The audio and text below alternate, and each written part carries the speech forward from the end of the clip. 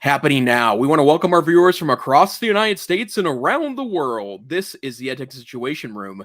Good morning, good day, good evening. This is EdTech Situation Room, episode number 306 on September 27th, 2023. My name is Jason Neiffer. I am the executive director of the Montana Digital Academy, which is Montana State Virtual School, with offices on the beautiful University of Montana campus in almost fall Missoula, Montana. And joining me tonight, as always, good evening, Dr. Wesley Fryer. How are you tonight, sir?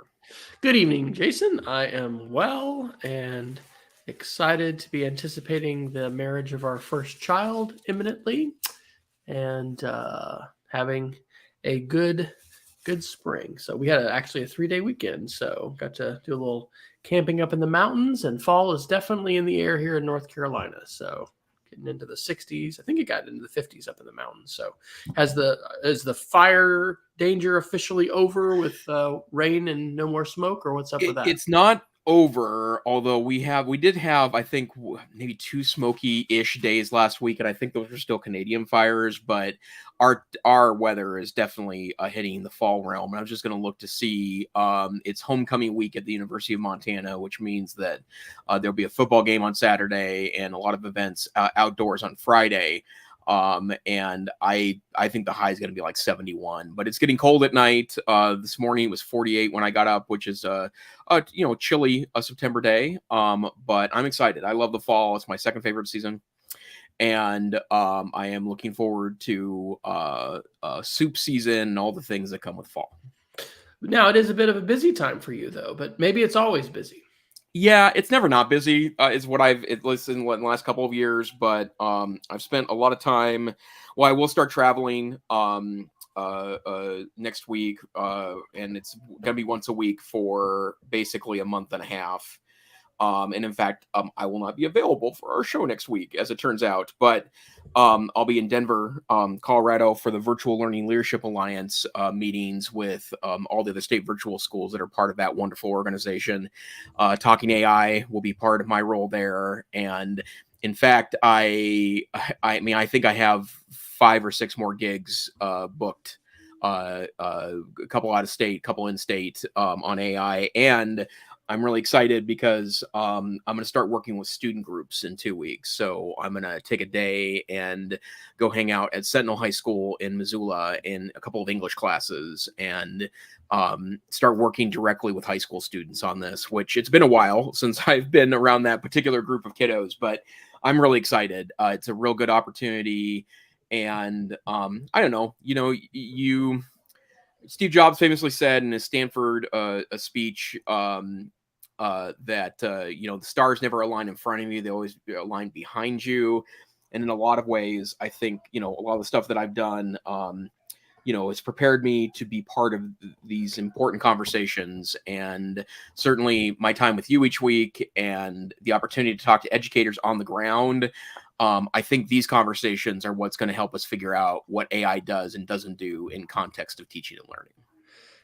Yes, and it is absolutely wonderful to not only get together as we do, just to visit and see each other. What a wonderful thing amidst the transitions of our lives moving across the country, and being able to maintain the show in our Wednesday evening get-togethers. But yeah, I totally agree, because this is where not only am I made aware of many life-changing tools. I'm using Upscale just about every day now. Me too. And Claude so all much. the time. Yeah, Claude's great. And so, but hey, welcome Peggy George. It was only 105 degrees in Phoenix today, so thankfully Peggy is in air conditioning. But it's great to have you back with us, and we might have my dad with us. We actually have 3 live viewers. So if you're tuning in live, maybe Eric Langhorst, we don't know, just say hello. We're glad you're here. What are we going to do besides, go through our little introduction of weather and life plans? Jason, are we going to talk about some technology stuff? Yeah, there's a lot going on in the tech world, as it turns out, and we'll see how quickly we get kind of sucked into the AI stuff. But this week we obviously have some AI articles. I would like to announce that I picked up an iPhone 15 Pro. And so Betsy Springer in the chat room tonight as well. Hey, Betsy. I picked up an iPhone 15 Pro, and I'll talk about it when we get to Apple stuff, but I can give a kind of a basic review, and I'm actually very happy that I went in this direction. So it's got a couple little issues that I think will be resolved at some point, but so far so good. We also have some social media stuff, some war and military discussions, our miscellaneous category, and of course, we'll end this week with our Geeks of the Week. Dr. Fryer, you put a lot of great stuff in this week. Is there a particular location you'd like to start? Well, yes, I think we'll hold off a little bit for the AI because there are some fantastic AI articles. Let's start with this war military one, and this is actually a thread on, I guess we'll say X, the site formerly known as Twitter. This is a very interesting account called Saint Javelin, but I had shared, I think, basically this is $1,000 drone taking out a $3 to $4 million Russian T-72 tank. There are a series of these videos.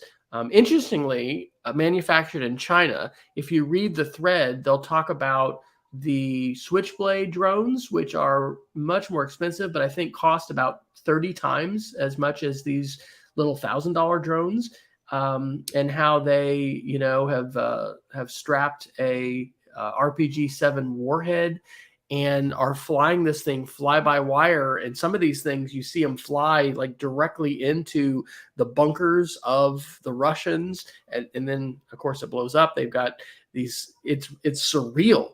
And so, I'm thankful to have not had to watch the nightly news during the Vietnam War. I was far too young to remember any of that. But it is sobering reminder of the fact that we do have an ongoing war happening in Europe, but also the role of technology. And what I was going to say, I've shared the last couple of weeks that we've been on, are some things about U.S. military strategy. There was an article I think we had about these robotic submarines that Australia is purchasing, and then an article about the United States Air Force and a big reversal in the strategy that the Air Force is formally taking to plan to counter mainly China.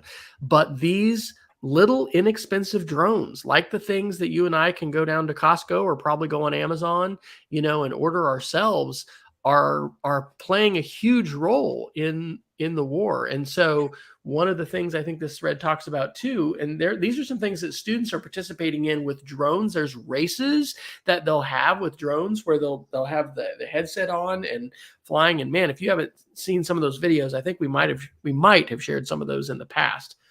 But anyway, that's just it is technology. It's the war being brought to us live. There is certainly a level of official messaging or propaganda that's involved here. There are issues about, is this disinformation? Is this authentic? How is this being vetted? There's all kinds of things that are going on with all this that it sort of brings to mind. Yeah, and I got kind of sucked into this thread as it turns out, but the whole notion that they're able to inflict an extraordinary amount of damage for $1,000 as opposed to a tank which costs $3 to $4 million. I know that when drones started becoming a kind of a thing in regards to the extraordinary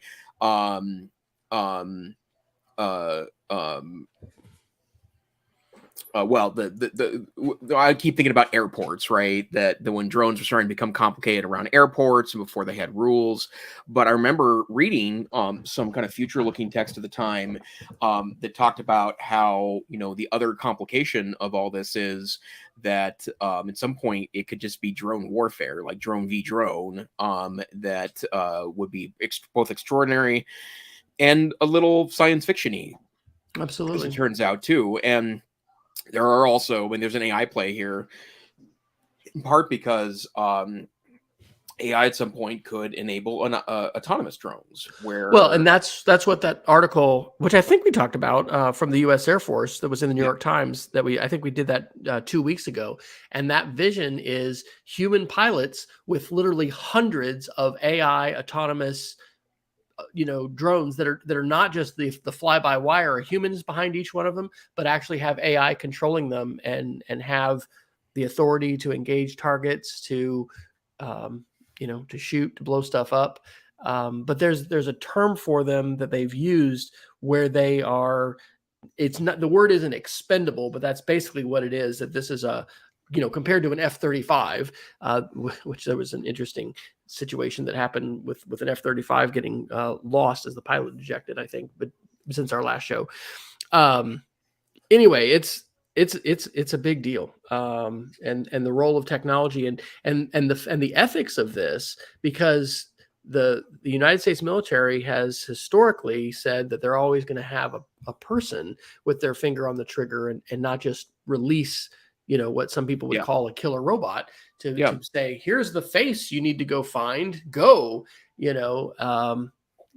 they've changed that policy. And I think, when we have statements from Sam Altman and all these luminaries in the tech world that, AI is an equivalent challenge, it offers the potential for existential harm to all of us. These things are sobering. So anyway, that's a bit of a downer, but there's a complex array of issues there, and there's not any graphic violence in terms of seeing, blood and dismemberment or anything like that in these videos. In this sense, it's a bit video game-ish, but this is not a video game. So depending on your situation with the age of your students, certainly if you're teaching college students, I don't know. I think there's a lot here to talk about, and there's issues for us to think about as a public in terms of what we are authorizing and what kinds of things we do policy-wise with our smart weapons. And then, like I said, there's also propaganda and disinformation, and we're going to go in the election cycle soon, and it's, let's just brace ourselves now, because the AI tool. I mean, what are we going to talk about ChatGPT this week? Multimodal, it's just incredible how fast this stuff is changing. Yep, absolutely so.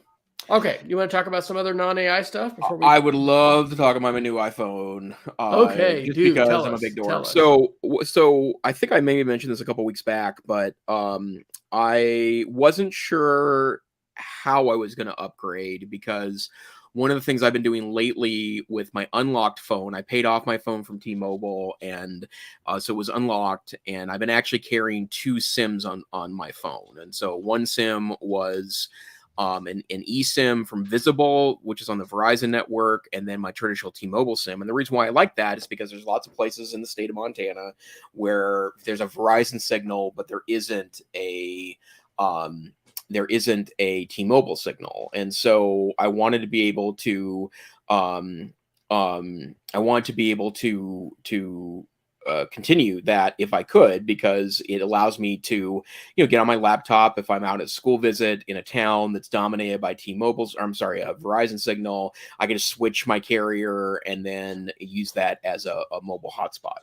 And I've been very happy with that. I know that a lot of people don't like Visible as their primary source. It is killer awesome as your secondary SIM, and I think I'm paying like $20 a month for unlimited data.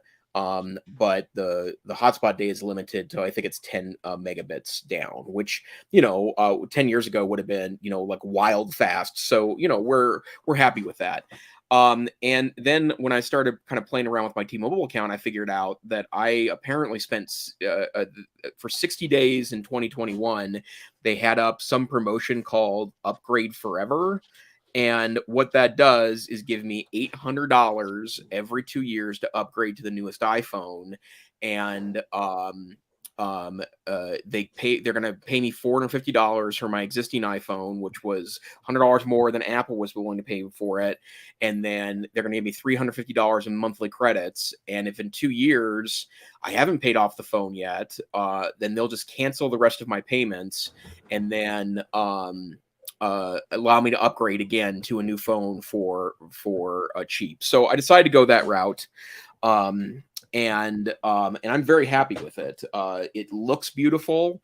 The titanium look is very understated in comparison to the past phones. I was really in love with kind of the light blue color and also the kind of mint green color. This is the blue titanium, very nice materials. It looks super great. I hear it's a fingerprint magnet, but it's not lived outside of a case. Actually, this is the first time it's been out of the case since I bought the thing, so we'll be popping that right back in there. And it's certainly faster. The cameras seem better. But what I love about this phone is the USB-C port, and it is such an improvement over the Lightning port. And there's been a couple of articles in the last couple of weeks saying that the new iPhone will change the experience for hotel room or people that stay in hotel rooms, because they said your phone with one cable now can easily, plug in the back of your TV. And I can confirm that's exactly how it works. That I was around a TV and I grabbed a USB to HDMI cable, USB-C to HDMI cable, which I have 2 or 3 of, and it turns out I was able just to pop my phone onto the TV, and then I played a Netflix movie, and now there's a Netflix movie on my television. I actually carry around with me in my larger bag, not my kind of 2 or 3 day bag, my week-long bag. I have, I think it's a Google TV, the Walmart $20 Google TV that I have sitting in a little pouch that's got the cables and the power for that, which is usually what I do when I'm in a hotel, but I'm not sure if that's going to be necessary anymore. And I don't know why I didn't think to do this with my iPad, which has a USB-C port on it too, right? But it's really extraordinary. And I also at work, I have 2 monitors at work. One of them is an older but very large 32-inch display that is on its side, so it's in portrait mode. And I was able to plug my iPhone into that, and I basically had a ginormous iPhone. I couldn't touch it, obviously. I had to do it on the screen, but I was able to see my iPhone in that super high resolution. The new iOS, and one of our new colleagues in our department at school was showing me this, has some built-in mirroring features, which you don't even have to be jacked into. And so I think it is like a continuity thing, which I hadn't heard about this in the Apple keynote, and I haven't seen the whole thing. But basically, when your laptop and your iPhone are in the same Apple ID logged in, you can go to your mirroring, and you can just go ahead and directly, like you were running Air Server or another program that's going to mirror your phone. I've used QuickTime Player when I've been wired in and you have to change the input, and that's worked, but this looks really smooth and seamless, and there was 0 latency, unlike some of those other things. And I've got latency right now because I'm on Wi-Fi. And anyway, it was pretty impressive. So, wow, that's great. Anything else, either iOS wise or just phone wise, that you're noticing with the upgrade? Well, I did add an article about this phone does get super hot, and Macworld did do an article about this. One of my strategies is that I try to charge my phone slowly. Like, I literally have an old iPhone charger mini block, the little a 5-watt one, and a USB standard USB-C cable that I charge it on, and it charges nice and slow overnight. Or I'll do it during the day at work, and I try not to get it above 80, because especially in the next 6 months to a year, the phone doesn't burn down that quickly battery wise, and more importantly, I know that does good things for the battery health. But I also noticed the other day when I put I do have one of the little MagSafe puck chargers that in the Apple OEM version of it, and I did plug it into my kitchen, which is where that's located at, and sure enough, it was real warm. So it got hot, and there are people saying it's hot to the touch without a case on, which is not great. But that Macworld article talks about how they anticipate that will be something resolved with a software update, which would be, awesome that they can pull that off. But that would be my only report of something weird. But yeah, I like it. It's a great device. And even though I love Chromebooks, and when I have all, Google stuff together, it works decently well. And in fact, maybe a third of the time I will choose a Chromebook over something in the Apple universe when I'm working on something. The bottom line is this stuff works together so well. And I have to travel a lot in the next 6 weeks. And I'm excited about it because I can bring everything to be completely productive with me in basically a sleeve of tech stuff. And I also don't need to carry around a legacy charger anymore. So I think it's super great. I'm not going to talk about it now because I want to make sure it works first. But there is something that I noticed a program the other day. And before I announce it, I want to make sure this thing actually works. But it does some really cool things with iPads, newer iPads with USB-C connections. But I will talk about that if it works. So awesome. I'll commend again to folks to watch the Apple event that was, the new iPhones, the new iOS. For multiple reasons, but one of them, and I don't think I've mentioned this in the show, are the info picks. When they come to the end of a product line, hey, we've just gone through all these updates to Mac OS. We've just done through these iOS updates. They do a fantastic job creating an info pick, or I guess what am I trying to say? An infographic that is a combination of icons and words and statistics. I need to try this with Canva, but you, sir, have sung the praises multiple times of Canva. And I introduced that to my web design middle schoolers a couple of weeks ago. It is really, really fun and fantastic. We did a fun assignment on Friday where we tried to create the worst web page we could. And so I think some of the animated GIFs they were trying to download were like 90 megs or something with, it's just fun. And then they had to identify, at least 5 of the principles of web design that they violated, as they're creating these pages. But there's, really, really compelling tools. And on the topic of infographics, I think that is probably a unit that I need to add for my media literacy students. And so anyway, Apple just, sets a great bar, not only with great products, and here we are just, Drew, whatever, we're going crazy with our Apple fanboy statements here, but, fantastic products, but they also do such great, storytelling, presenting, and then I think also just using the tools and being able to use a combination of visual icons, short bits of text, being able to summarize complexity visually in a compact space is really an important communication and literacy skill. And so I think Apple is a great example of that. And I'm looking forward to doing more with Canva. And as we think about literacy and what we're doing in our classrooms and our schools, and hey, I think maybe we need to be changing some of the traditional things we've been doing, creating infographics and trying to readily communicate complex things in a very straightforward, simple way that people are going to be able to understand, I think is an important skill. So yay, Apple, for showing how that can be done. Awesome. Hey, how about I do a social media article or two, and then we can jump in the Please. AI. So one of the things we've talked about on the show periodically with the, acquisition of X, the website formerly known as Twitter, by Elon Musk and company, is the not only replatforming of people, but the reduction, and this isn't just now happening with Twitter or X, it's happened with Facebook, the number of folks dealing with disinformation, et cetera. Well, one of the things that Twitter has, and this is the first link I'm going to drop in here, is something called Community Notes. And this is advertised as a collaborative way to add helpful context to posts and keep better informed. It's basically a crowdsourced way of contributors to write notes. And I guess compared to maybe how things happened in COVID, when you would have Twitter employees, which there were some individuals, saying that these were biased and they were censoring, certain voices and had a particular political bias. This is supposed to include people with diverse perspectives. It's not working for majority rules.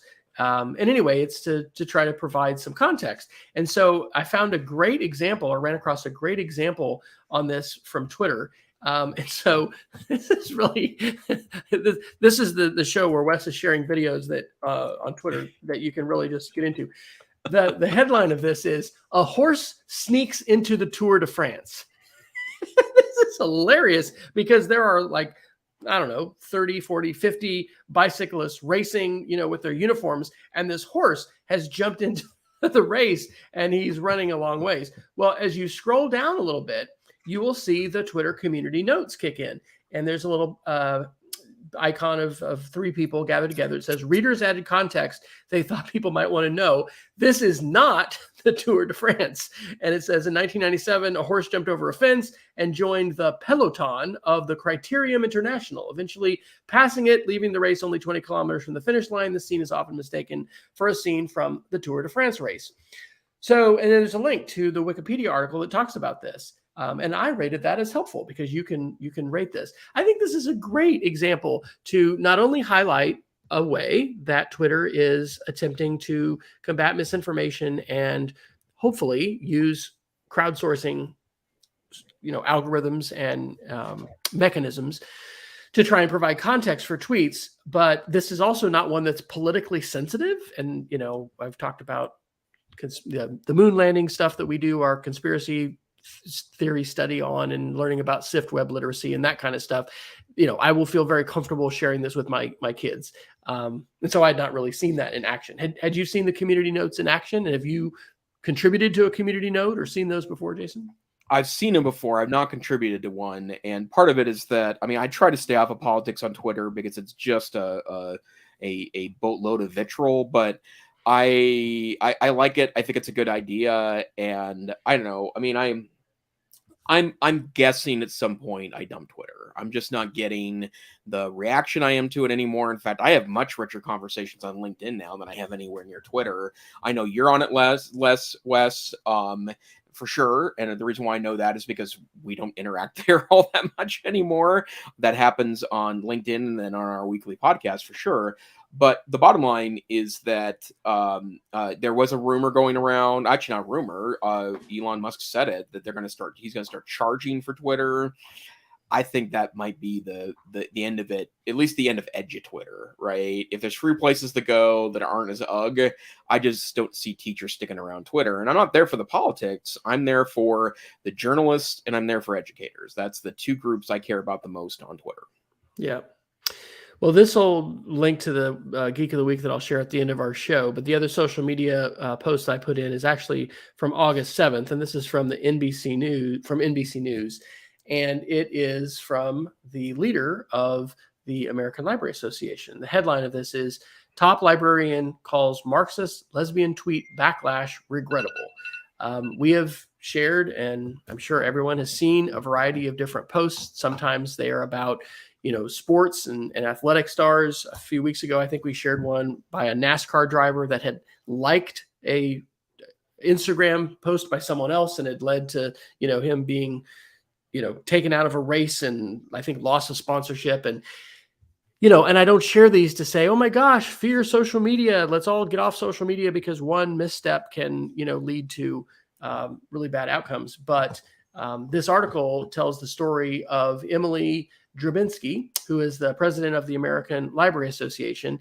And she had, without a lot of deep thought, shared a tweet which was seized a hold of by lawmakers in Arizona, Idaho, Illinois, Georgia, Louisiana, South Carolina, and Wyoming.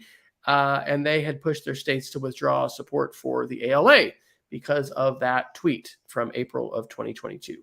And so in our politicized times, I think it is really important for us all to remember that social media is really not a small space.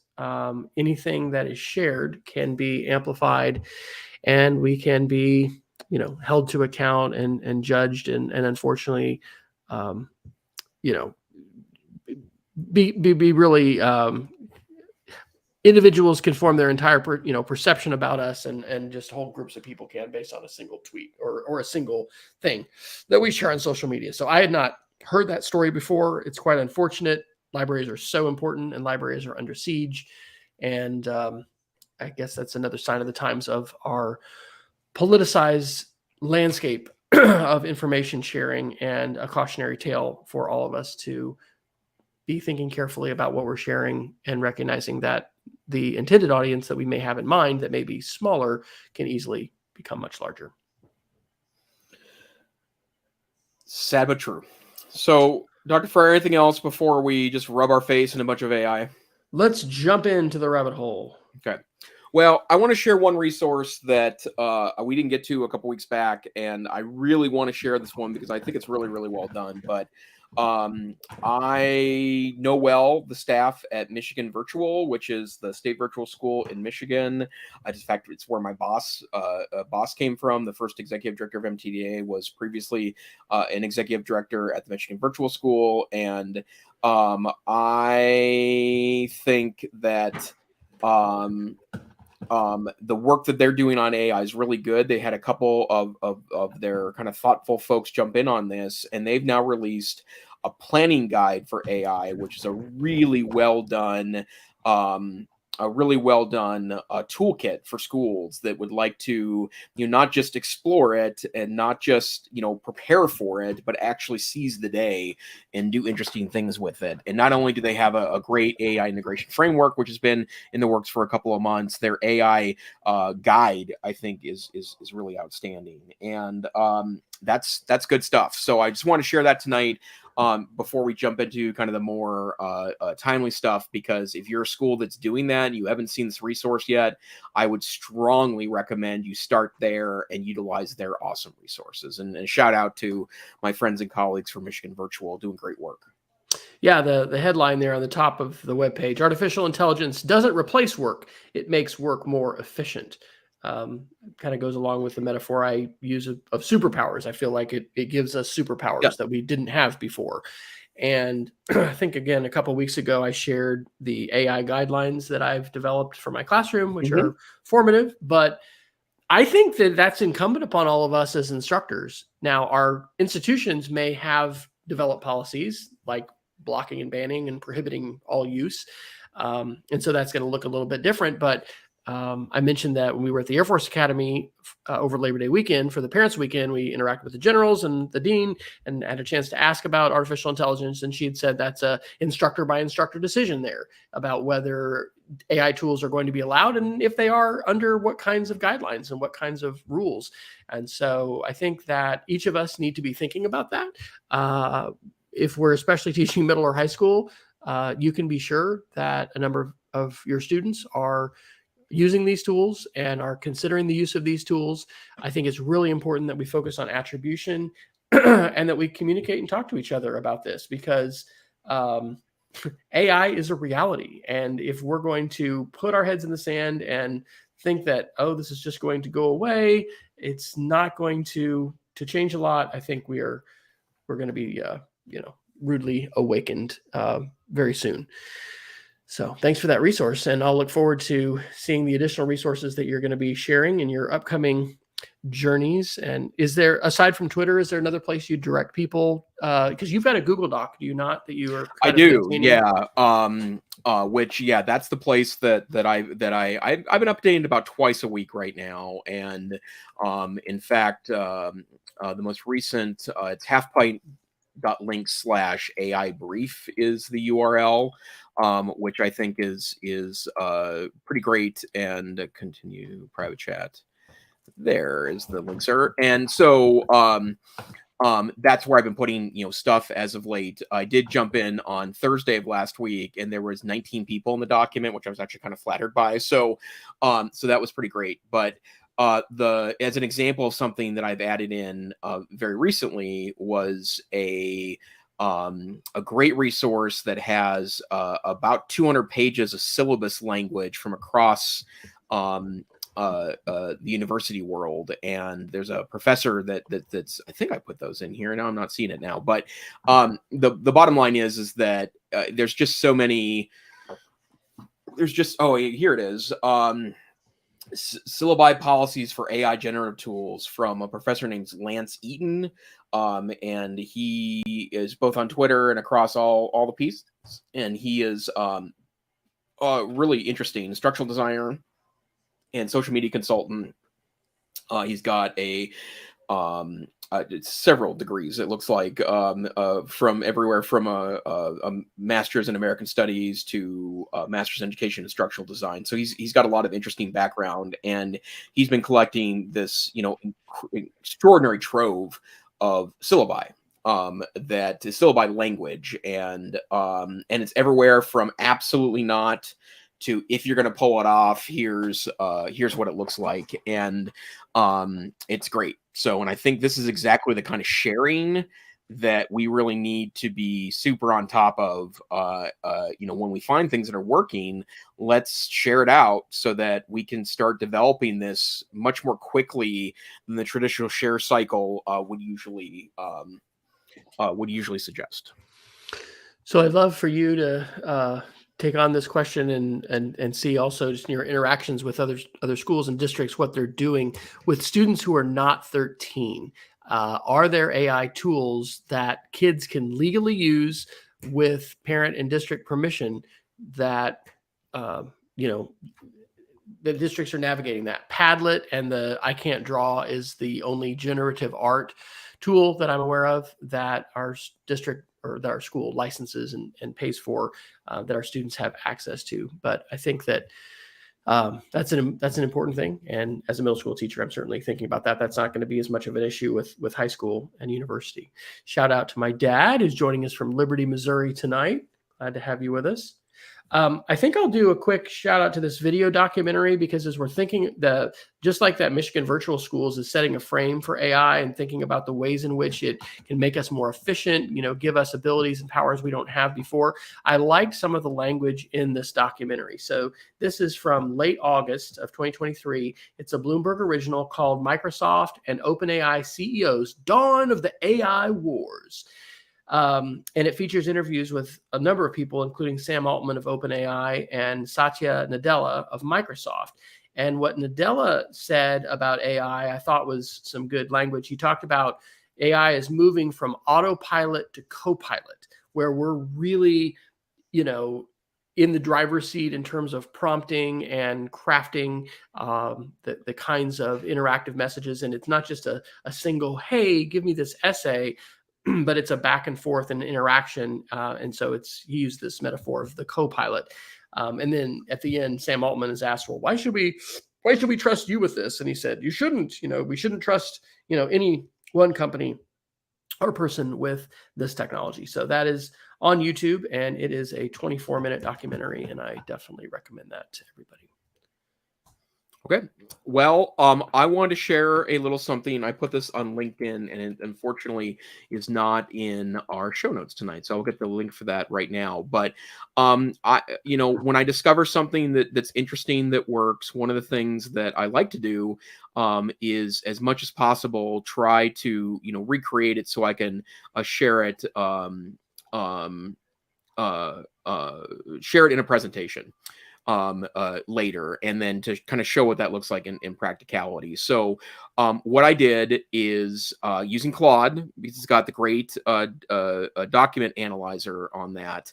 I went to the New York Regents test website, and the Regents test is a long-standing test that is given, I believe, at end of course, and I believe that it's required that you pass this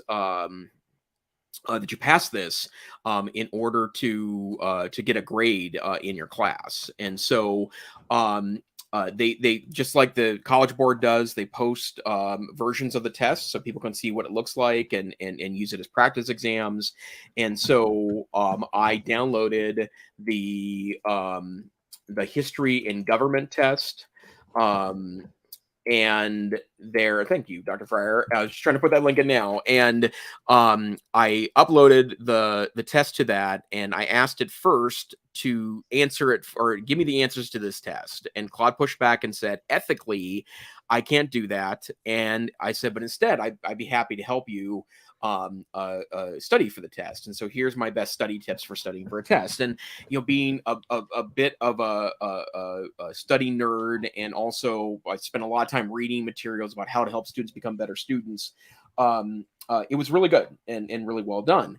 So then I reset the chat, right?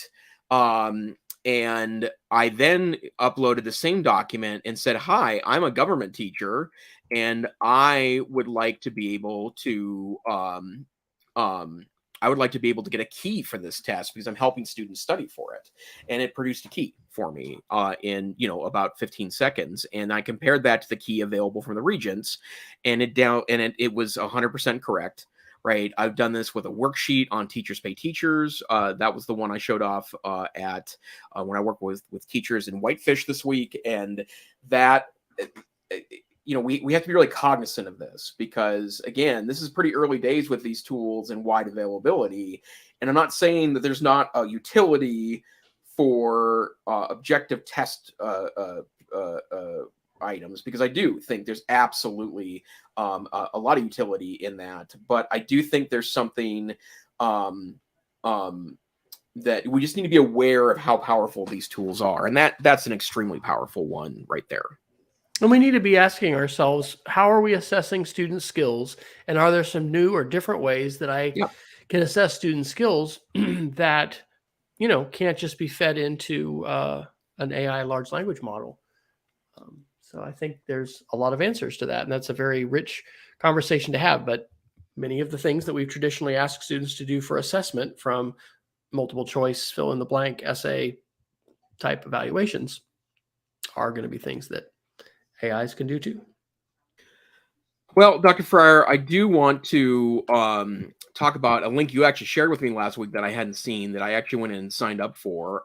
Bard can now connect to your Google apps and services. This is from the Google blog, and I went ahead and turned this on Friday based on your recommendation, and it is wild what this can do. And I know you listened to the hard fork with this information in it because you posted the kind of headline article from that with Clearview AI, but I jumped in there and played with it over the last couple of weeks, and last couple of days, and it's pretty janky to start off with from the standpoint of when I ask questions of my email, which is the place I've kind of started, it doesn't really identify as correctly as I would assume. I have 2 or 3 people that I pretty regularly email with that on my personal email account, and my Gmail account is almost 20 years old now. So it's got emails going back to 2004. So the bottom line is that with the exception of summarizing recent emails from a friend of mine and summarizing my emails with my wife, which, by the way, Google Bard did say I seem to be very supportive and collaborative with my wife. And I said, well, thank you, Google Bard, for affirming my marriage. But the notion here of being able to have a chatbot look at your email and do things with that and help you process that, unbelievably cool. A couple of comments. I agree with the janky observation. I think it's interesting that Google is not waiting to have this fully fleshed out, to have this, out. And part of that is feedback. I've listened to about maybe 2/3 of the latest This Week in Tech podcast, and they're talking a lot about AI in that session. And they're talking about Apple. Apple's working on AI, but like they oftentimes do, Apple may be late to the game. And when they come out, it'll be sort of with a perfect, wonderful product. I don't know. We'll see. But Google, I do not think is putting out a fully fleshed out, amazing, oh my gosh, this is so much better than ChatGPT. But what they are doing is connecting it to our data. And as we've talked about on the show, those of us that are deeply into the Google universe, can perhaps have a twinge of fear with this, but I'm mainly excited. I've had some issues with my virtual web host for about 6 to 12 months. And one of the things that I tried to do immediately was have it analyze all the emails that I've received with such and such subject line from to try to identify patterns in when my server was having difficulty and going offline and coming back on. There's other logs and things like that that can record some of that. But what I found in the course of that, at least this is what I understand at this point, Bard can't search your entire archive of email. It is limited to the inbox. At least that's what it was telling me, which is a pretty significant limitation in terms of the ways a lot of us process email to get things out of the inbox. But the potential here is phenomenal.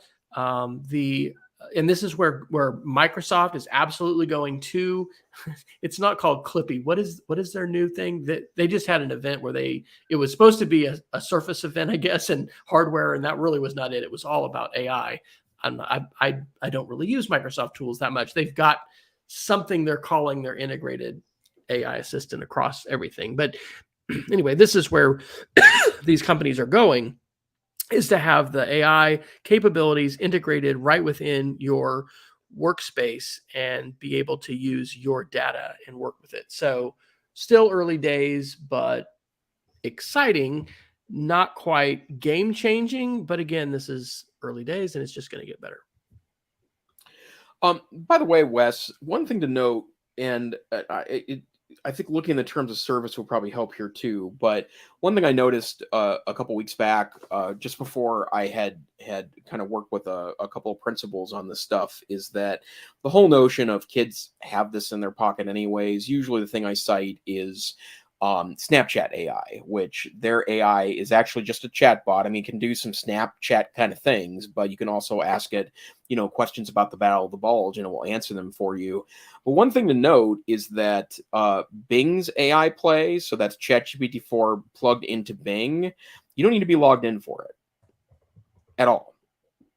And although it is more limited than ChatGPT because they put more answers, or I'm sorry, they put more blocks and side rails on it, like you can go to that like it's just a public website, and it's not quite unlimited in that I don't think you get unlimited chats with it. I do think that that's something that just to keep in mind. You're right. Absolutely. And we'll have to give that a try.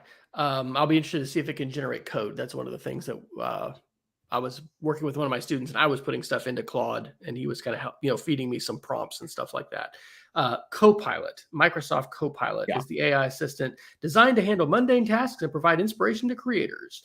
Being baked directly into the Windows 11 operating system, a clear indication of Microsoft's commitment to putting AI at the heart of its strategy. And that is from a VentureBeat article. Let's see if I can get a date. Microsoft's bold move introducing AI Copilot in Windows 11 from September 25th. I just had Bing's AI write me a Python Hangman game, so I think you're good to go on code. Oh, wow. Fantastic. Okay, cool. Yet again, see, folks, the tips that we get here on the EdTech Situation Room are frequently life-changing. So there's another example. Let's talk about ChatGPT and its upgrades. Monday, Ars Technica, September 25th, Chat GPT update enables its AI to see, hear, and speak. So this is the Ars Technica article, which I read first. But have you seen the video on the OpenAI blog? No. Okay, this thing is, I thought, what a silly example, because it's somebody who wants to learn how to raise the seat on their bicycle. So I just dropped the Ars Technica link, and now I just dropped the OpenAI link.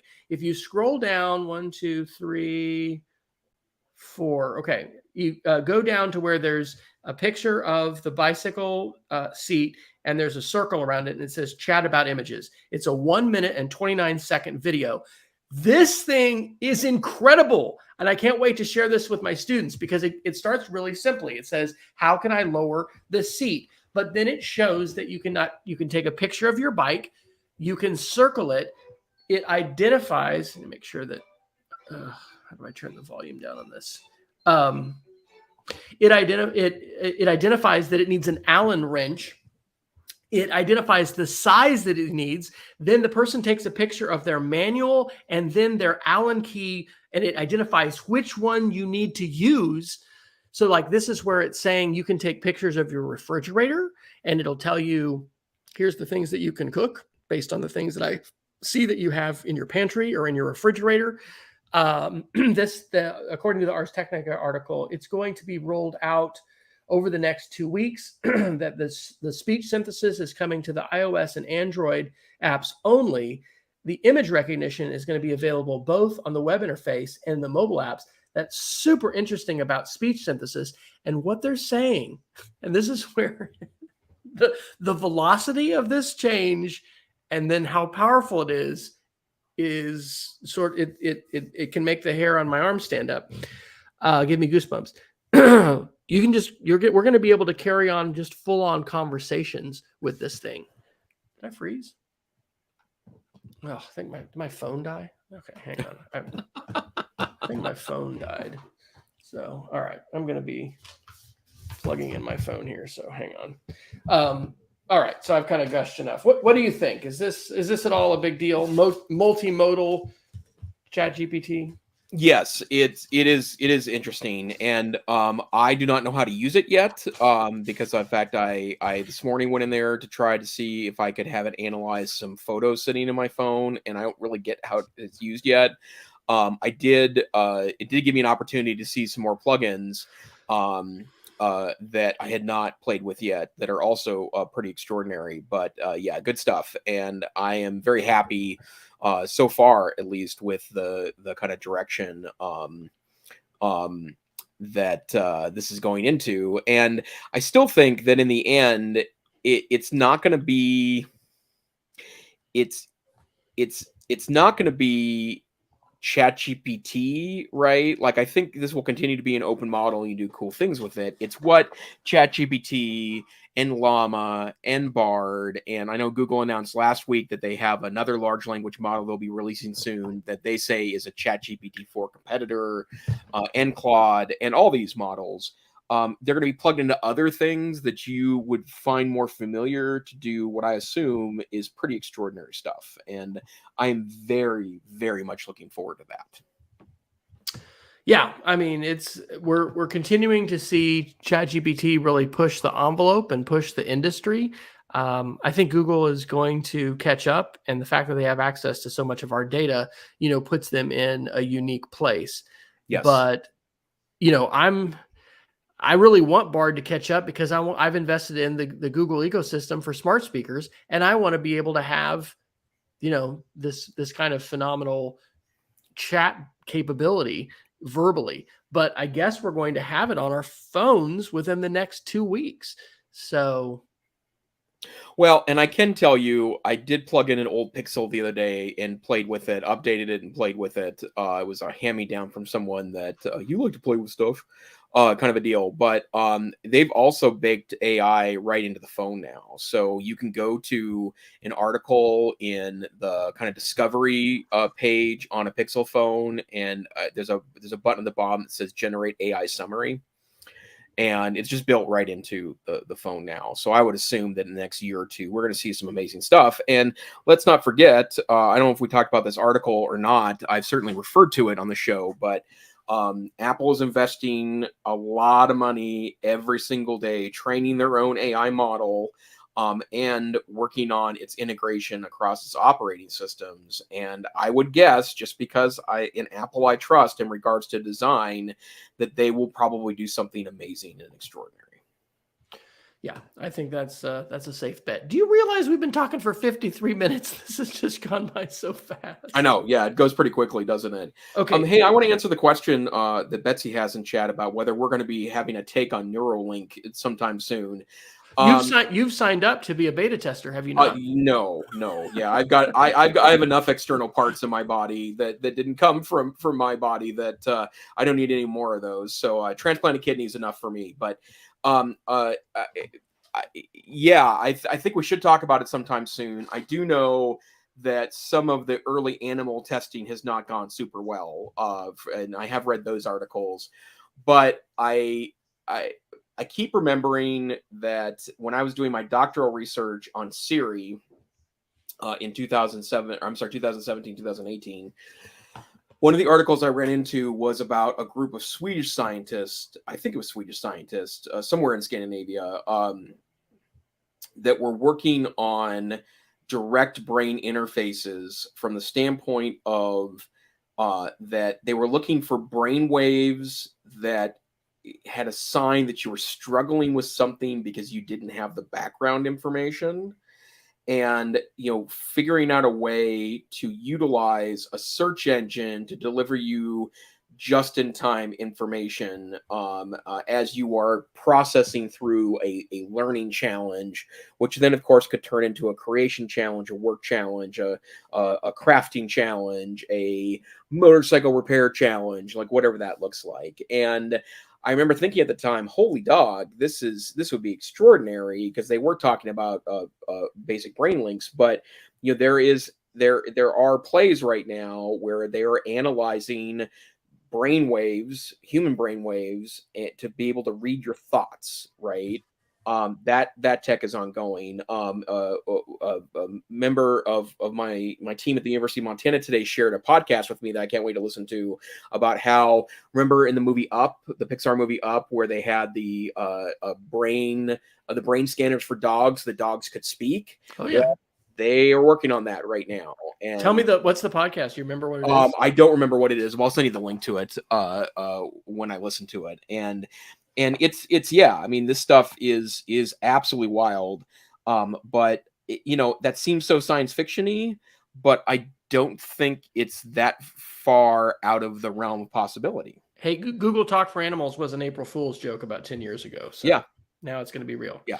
I want to do it's a new thing. 2 more quick articles, and then we're probably going to have to geek of the weekend.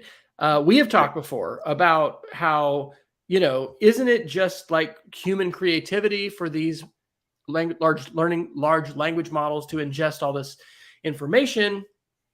What's the big deal?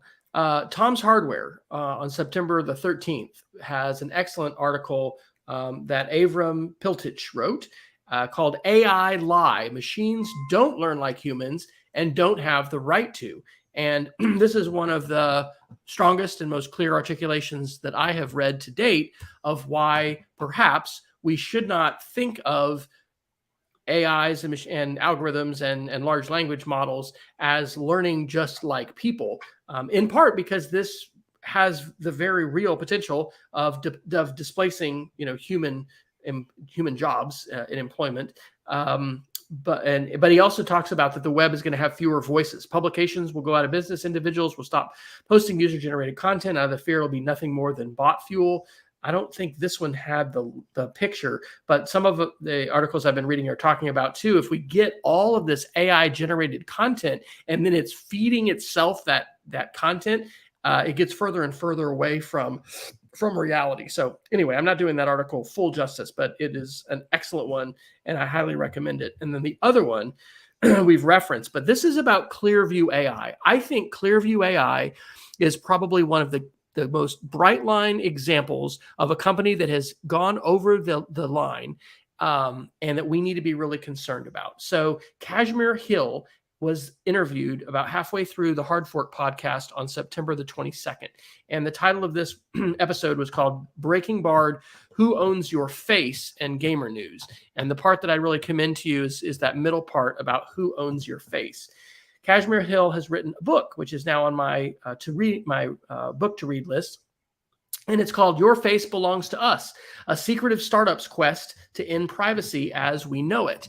And this issue of, being able to have a system, which is called Clearview AI, which evidently many, many law enforcement and Homeland Security and possibly other kinds of security organizations around the country have access to, where you can simply take a picture and be able with high level of accuracy to find out who that is and all kinds of information about them, is a very big ethical question. And to highlight that, the New York Times on September the 9th published this article called, and this is actually by Kashmir Hill, The Technology Facebook and Google Didn't Dare Release. And she talks about that in the podcast. And, we here on the EdTech Situation Room, I think oftentimes are beating up big tech. And we talk about the tech correction and when are we going to see these, kinds of corrections? Well, evidently, this is an example of when big tech got it right from the standpoint of saying This is so powerful and could be abused in so many ways. We are not going to put this out in the mainstream. But what we're seeing with AI is that those kinds of responsible decisions kind of don't matter because other actors, and we could call some of these bad actors, decide to do it anyway. And so that is the case with Clearview AI. It's also the case with Stable Diffusion and the fact that they have open sourced these tools. We talked about this a couple weeks ago where Greg Rakowski, I got his name. I'm 53 now, so I don't get those all the time. He's the artist that does the sci-fi or just the amazing fantasy, dragons and wizards and everything. And, if you put Greg Rakowski into a Midjourney query and said, draw me, a dragon in a castle, you would end up with a picture that just looked, just like one of his. Well, he successfully petitioned Midjourney and some of these companies to remove all his images from their training model, but that doesn't, essentially doesn't matter because we have open source folks who are forking Stable Diffusion and the open source models of these large language models, and they're just doing whatever they want. So the sad thing is the guardrails that people are trying to put on, the ethical decisions that different organizations and corporations are making are being circumvented. And what is that implication going to be for us culturally? I think that Clearview AI is something that we should be concerned about, and we should be advocating for some privacy rights in this country. And I don't know if I'm going to say this now, but besides EFF, there's going to, and I'm not saying I won't support EFF. I've a lot of their work is excellent, but the organizations that are working toward privacy protection, I think we need to find out who they are. It could be the American Library Association. It could be our state EdTech organization, a media literacy organization. Who is advocating for privacy law? We need to talk to policymakers and we need to push for that. All right. That's enough of that soapbox. What do you think? Are you loving Clearview AI, Jason? Totally great. And I definitely listened to that Hard Fork podcast about it because the New York Times reporter talks about how she kept asking questions of people that were using it and then had them upload her photo and they got their accounts turned off because they were showing it to a journalist. And that's all the information I think you need to know that this is pretty scary stuff. But, our laws today that guide privacy were privacy, like the ability to someone to take your photograph in public, were made, over 100 years ago. And the bottom line, when photography was, take a picture and get it 2 weeks later after it's developed, right? And certainly not taking metadata off of it to be able to do things with that information. And we got a lot of work to do here before we're to a point where